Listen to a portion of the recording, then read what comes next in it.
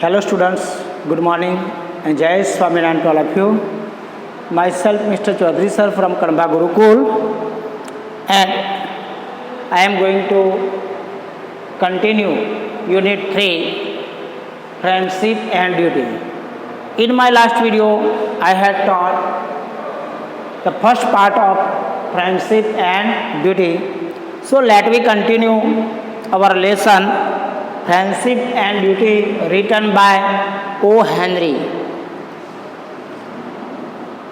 Page number 23. 20 years ago, tonight, said the man, I dined here at Big Job Brady's with Jimmy Wells, my best chum and the finest chap in the world. वो कहता है कि 20 साल पहले रात को इसी जगह पे मैंने और मेरे दोस्त जिमी वेल्स ने यहाँ पे खाना खाया था। और वो कैसा दोस्त? मेरा प्यारा दोस्त और दुनिया का सबसे अच्छा दोस्त जिसके साथ मैंने 20 साल पहले यहाँ पे खाना खाया था। He and I were raised here in New York just like two brothers together. वो और मैं यहाँ पे न्यूयॉर्क में ही बड़े हुए थे, जैसे कि दो भाई एक साथ बड़े होते हैं वैसे मैं और मेरा दोस्त बड़े हुए थे। I was 18 and Jimmy was 20. मैं 18 साल का था और जिमी 20 years का था। The next morning, I was start for the best to make my fortune. और दूसरे दिन सुबह से मैंने मेरी किस्मत आजमाने के लिए मैं वेस्ट में चला गया था, मैं वेस्ट में जाने वाला था। You couldn't have dragged Jimmy out of New York. He thought it was the only place on there. लेकिन जिमी को न्यूयॉर्क के बाहर कोई ले जा सकता नहीं, क्योंकि न्यूयॉर्क ही उसके लिए बेस्ट है और वो ऐसा सोचता था कि दुनिया पे यही एक ऐसा प्लेस है जो है New York. Well, we agreed that night that we would meet here again exactly 20 years from that date and time, no matter what our conditions might be or from what distance we might have to come. वो बोलता है कि फिर हमने उसी रात को ऐसा डिसाइड किया कि ठीक है कोई बात नहीं, इस तारीख को इसी समय अगले 20 साल के बाद, मतलब नेक्स्ट 20 years के बाद हम यहाँ पे मिलेंगे और हमारी कंडीशन चाहे जो भी हो, हमें चाहे कितने दूर से भी आना पड़े, लेकिन हम 20 साल के बाद इसी जगह पे ज़रूर मिलेंगे। No matter what our conditions are and from what distance might have to come, मतलब कोई भी कितना भी डिस्टेंस हमको आना पड़े। We figure that in 20 years each of us out to have our destiny worked out and our fortunes made whatever they were going to be. हमें पता था कि इस 20 साल के बाद हम दोनों हमारी किस्मत को आजमाने जा रहे थे और हमें बहुत सारा काम करना है हमारी किस्मत को बनाने के लिए। इसके लिए हमें जो भी करना पड़ेगा वो हम करेंगे। Now 3.2 it sounds pretty interesting said the policeman. Policeman बोलता है कि हाँ, आपकी बात में कुछ अच्छा तो लग रहा है। साउंड प्रीटी मतलब कुछ अच्छा तो लग रहा है, आपको नहीं लगता ऐसा? It sound pretty interesting, said policeman. Rather a long time between mixed up, it seems to me. और आपको नहीं लगता कि 20 साल के बाद मिलना थोड़ा अजीब सा है? Haven't you heard from your friend since you left, और आपने कभी आपके फ्रेंड को जब छोड़ा उसके बाद उसके साथ मिलने की आपने कोशिश की, या क्या आपको वो उससे बात हुई कि नहीं हुई? आपसे कभी उससे उसको छोड़ने के बाद कभी बात हुई कि नहीं हुई थी? ऐसा वो बोलता है। 3.3 well yes for a time we corresponded said the other, हाँ कुछ समय तक हमने एक दूसरे के साथ बात लगाई रखी थी, दूसरा बोलता है। But after a year or two we lost track each other, लेकिन एक दो साल में हमारे दोनों के बीच में ये जो कन्वर्सेशन था, कॉरस्पॉन्डेंस, वो टूट गया था। You see the waste is a pretty big proportion and I kept hustling around over it pretty lively. और आपको तो मालूम है कि वेस्ट है वो एक बड़ा प्रोपोर्शन, मतलब बड़ी सी जगह है, बड़ा प्लेस है, और वहाँ पे मैंने बहुत मेहनत करके मैंने बहुत खासा अपना फॉर्चून, अपना नसीब बना लिया है। लेकिन मैं जानता हूँ, वो बोलता है कि लेकिन मैं जानता हूँ कि जिमी अगर I kept hustling around over it pretty likely, मतलब मैंने बहुत कुछ कमा लिया है, बहुत कुछ बना लिया है। But I know Jimmy will meet me here if he is alive, लेकिन मुझे मालूम है कि जिमी अगर जिंदा है तो मुझे मिलने आएगा। For he always was west stanchest old chap in the world, और वो हमेशा एक सच्चा और सबसे ट्रस्टफुल पुराना मित्र था, और वो अपना कमिटमेंट किया था वो भूलेगा नहीं। आई केम 1000 miles to stand in the doors tonight and it's worth if my old partner turns up, और मैं 1000 miles दूर से आया हूँ और इस डोर पे पूरी रात को मैं खड़ा हूँ, और ये वर्थ ही होगा अगर मेरा पार्टनर मुझे मिलने नहीं आएगा,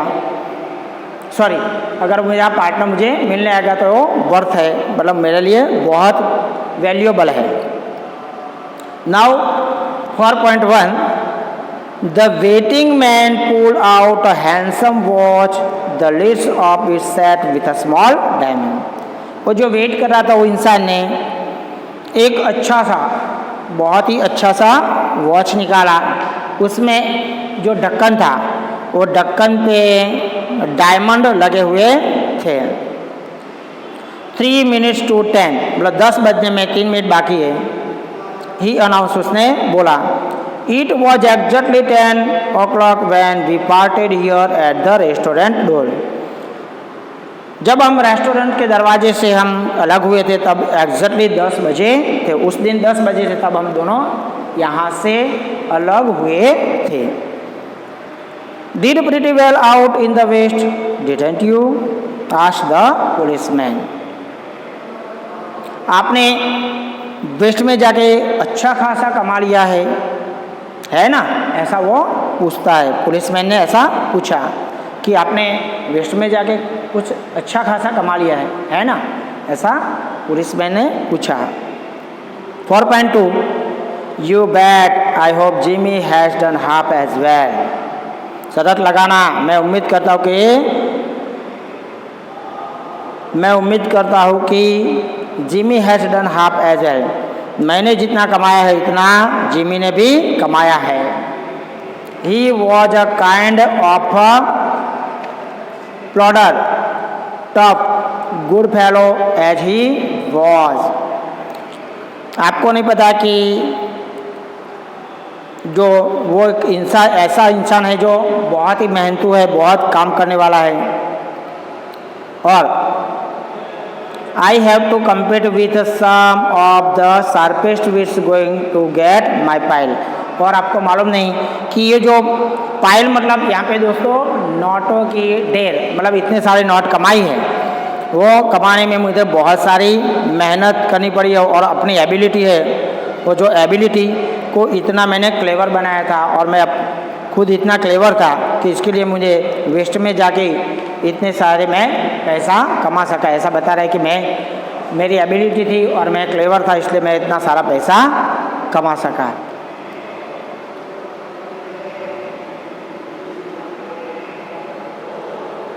It takes the waste to put a razor edge of him. The policeman twirled his club and took a sharp or two. और ऐसा कह के उसने बताया कि भी वेस्ट में जाके वो काम करना मतलब रेज ऑफ स्वॉर्ड में जैसा है कि जैसे कि तलवार पे धार पे काम करना। रेजर एज ऑफ ऑन ही मतलब एक फ्रेज है, उसका मतलब कि तलवार की धार पर चलना इतना कठिन है, वेस्ट में जाके काम करना मतलब बहुत टू टफ है, ऐसा बता रहा है।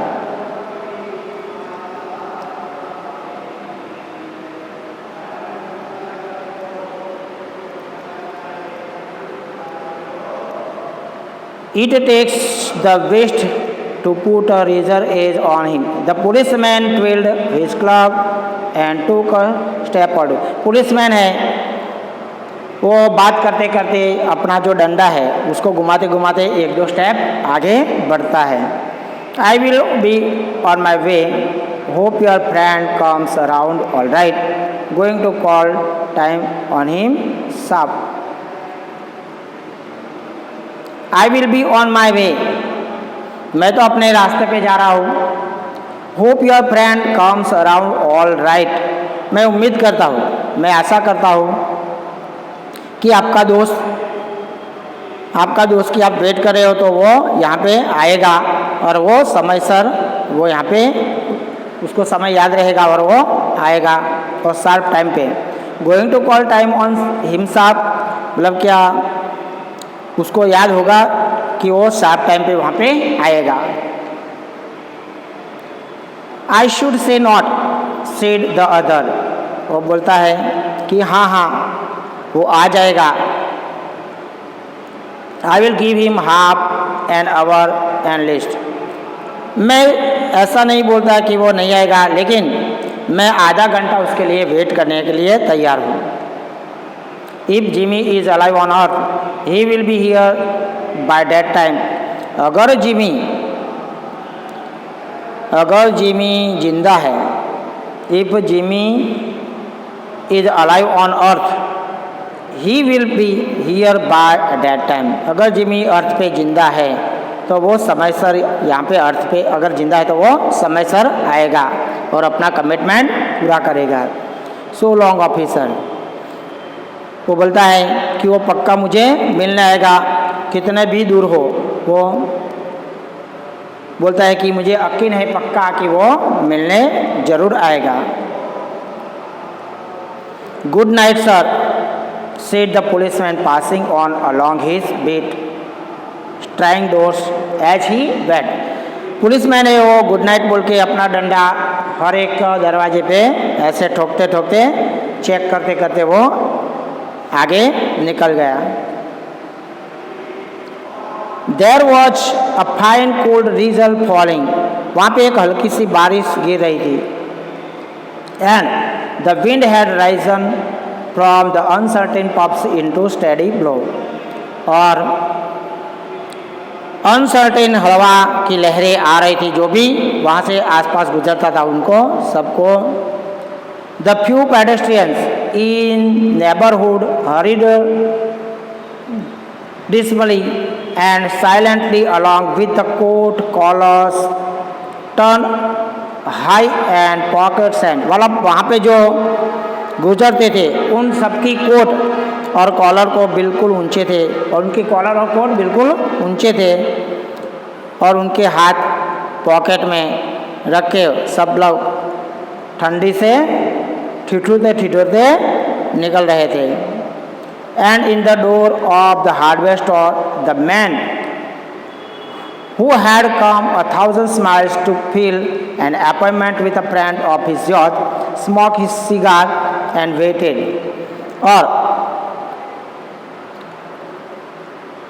और अपने फ्रेंड को जो मिलने के हजारों माइल से जो आया था, उसने अपनी सिगार को जलाई और जो वेट करके बैठा था उसने अपनी सिगार को जलाई। About 20 minutes he waited and then the tall man, a long overcoat with a collar turned up to his ears.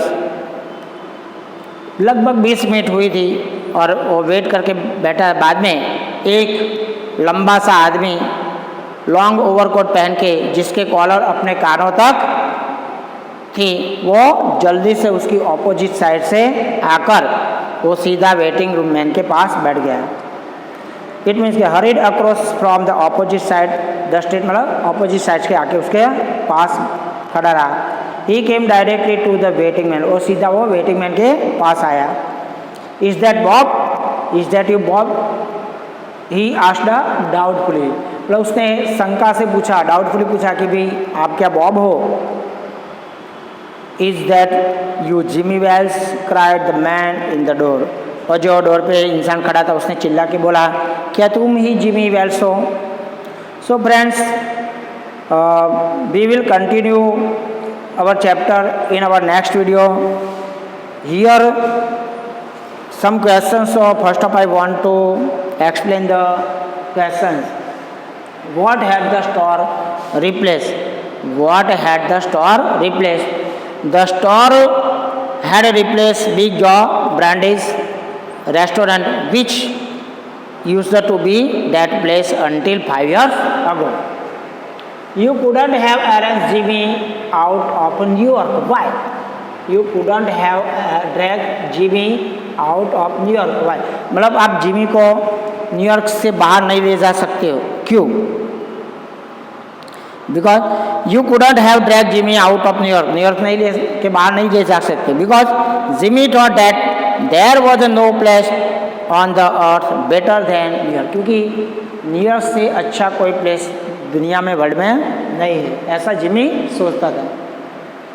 Y could both the friends not keep in contact with the each other, दोनों friend अपने एक दूसरे के contact में क्यों नहीं रहे। Y could both the friends not keep in the contact with the each other, दोनों फ्रेंड एक दूसरे के कांटेक्ट में क्यों नहीं रहे।